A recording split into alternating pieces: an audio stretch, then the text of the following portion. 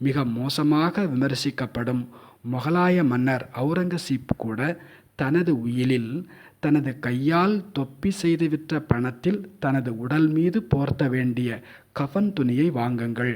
என் கையால் எழுதிய திருக்குரான் எழுத்துப் பிரதி எடுத்து விற்றதன் மூலம் கிடைத்த பணத்தை ஏழைகளுக்கு தானமாய் வழங்குங்கள்.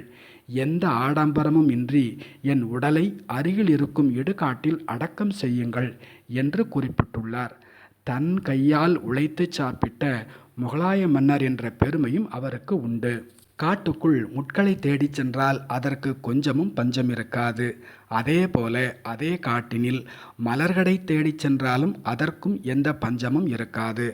மனிதர்களுக்குள்ளும் அப்படித்தான். நமது வாழ்க்கையை நறுமணமிக்க வசந்தம் ஆக்க வேண்டும் என விரும்பினால் ஹிட்லரிடம் இருந்து கூட ஒரு சில நல்ல விஷயங்களை கற்றுக்கொள்ளலாம்.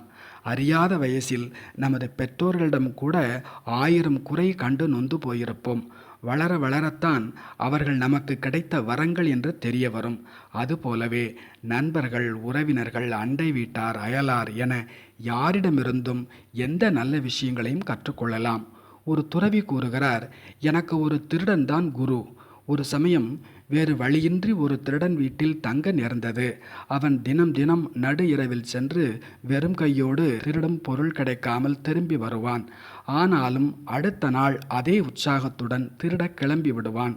அவனிடமிருந்து இறைவனை எப்படி சோர்வின்றி தேட வேண்டும் என கற்றுக்கொண்டேன் என்கிறார் அந்த துறவி.